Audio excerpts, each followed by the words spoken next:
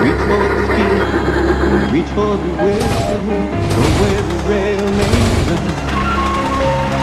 Reach for the word, reach for the storm, follow the rainbow sun. To the shining time station, where dreams and wonders waiting there for you.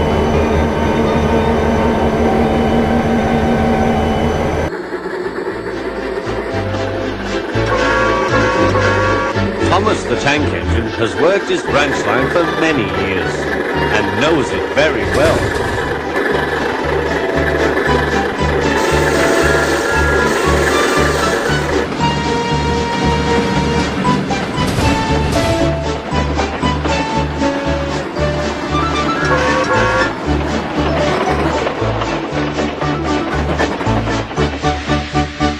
You know just where to stop, Thomas, laughed his driver. You could almost manage it without me. Thomas had become conceited. He didn't realize his driver was joking. Later, he boasted to the others. Driver says I don't need him now. Don't be so daft, snorted Percy. I'd never go without my driver, said Toby earnestly. I'd be frightened. Huh, boasted Thomas. I'm not scared. You'd never dare. I would then. You'll see.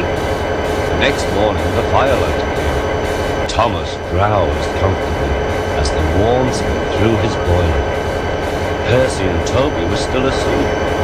Thomas suddenly remembered. Silly stick in the muds, he chuckled. I'll show them. Driver said I could manage without him. I'll just go out. Then I'll stop and whee! That'll make them jump. Thomas thought he was being clever. Really, he was only moving because a careless cleaner had meddled with his controls. He soon found his mistake. He tried to whee, but he couldn't. He tried to stop, but he couldn't. He just kept rolling along. He didn't dare look at what was coming next. There was the Stationmaster's house. The Stationmaster was about to have breakfast. Horrors! Cried Thomas, and shut his eyes. The house rocked. Broken glass tinkled. Plaster was everywhere. Thomas had collected a bush on his travels. He peered into the room through its leaves. He couldn't speak. The Stationmaster was furious. His wife picked up her plate. You miserable engine, she scolded. Just look what you've done to our breakfast. Now I shall have to cook some more. She banged the door. More plaster fell. This time, it fell on Thomas. Thomas felt depressed. Workmen propped up the house with strong poles and laid rails through the garden. Meanwhile, Donald and Douglas arrived.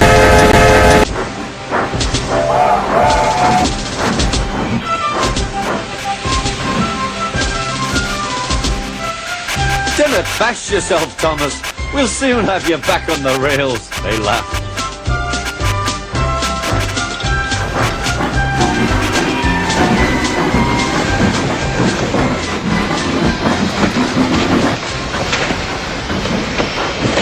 Donald and Douglas, puffing hard, managed to haul Thomas back to safety. Bits of fencing, the bush, and a broken window frame festooned his front, which was badly twisted. The twins laughed and left him. Thomas was in disgrace. There was worse to come. You are a very naughty engine. I know, sir. I'm sorry, sir. Thomas's voice was muffled behind his bush. You must go to the works and have your front mended. It will be a long job. Yes, sir. Meanwhile, a diesel rail car will do your work. The diesel, sir? Thomas muttered. Yes, Thomas. Diesels always stay in their sheds till they are wanted. Diesels never gallivant off to breakfast in Stationmasters' houses.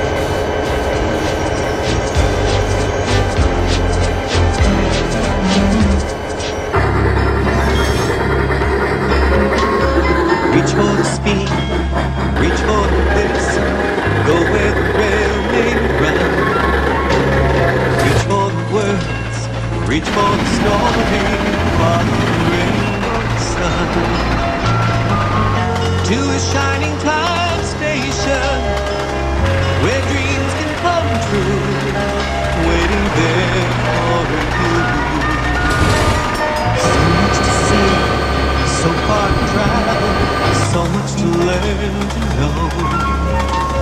Friends by your side, hopes to hold.